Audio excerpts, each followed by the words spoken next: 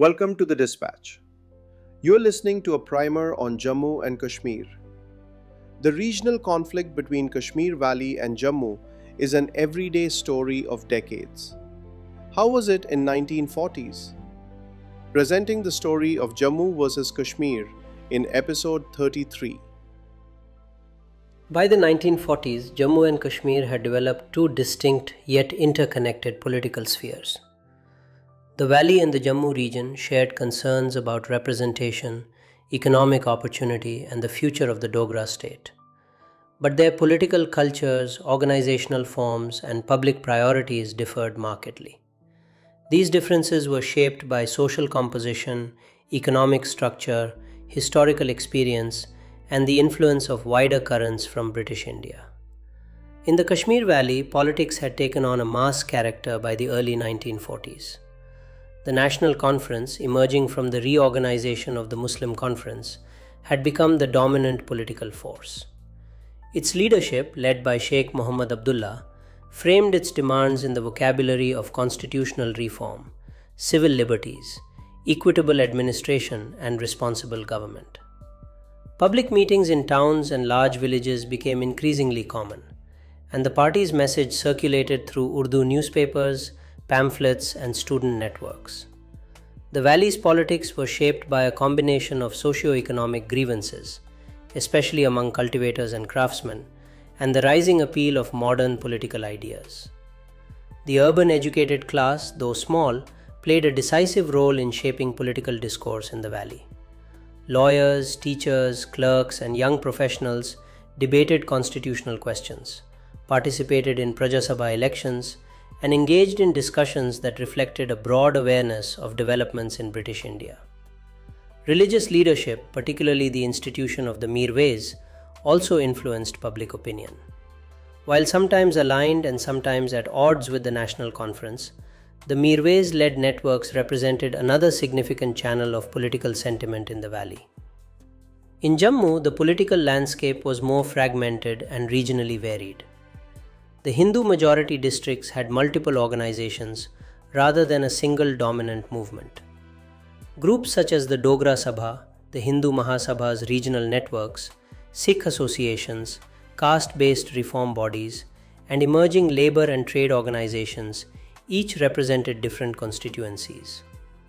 Their concerns centered around equitable representation in state service, development of infrastructure, educational opportunities, and the preservation of regional and cultural identity.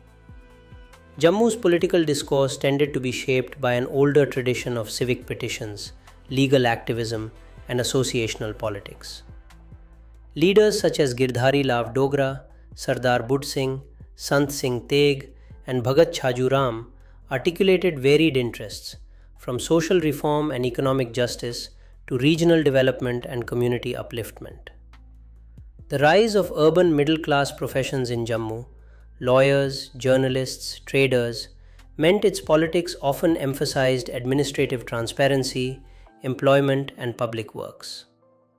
A key difference between the two regions lay in the nature of mass mobilization. In the valley, political rallies, processions, and public speeches were central to the National Conference's political work. In Jammu, political mobilization was more restrained and organizationally dispersed. Petitions, delegations, and legislative engagement through the Praja Sabha were more prominent forms of political activity.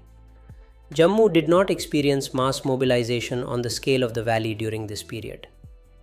Another contrast emerged in relation to the broader Indian freedom movement.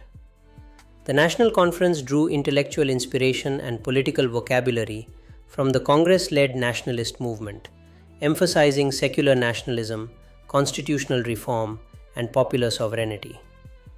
In Jammu, political actors were influenced by a wider spectrum of all India currents, including Congress, the Mahasabha, social reform movements, and caste-based organizations, producing a more heterogeneous ideological field. Despite these differences, the politics of both regions shared some common ground. Both confronted the limits of the Praja Sabha's powers, both demanded fairer representation in administration, and both were affected by wartime economic pressures. Yet, the divergence in their political cultures, mass politics in the valley, associational politics in Jammu, would later play a central role in shaping debates during the critical years of 1947 and beyond. Thanks for watching this episode of Primer on Jammu and Kashmir. Here is a quick note from the editors of the Dispatch.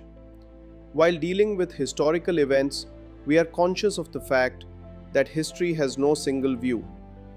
In places like Jammu and Kashmir, this can be more complicated.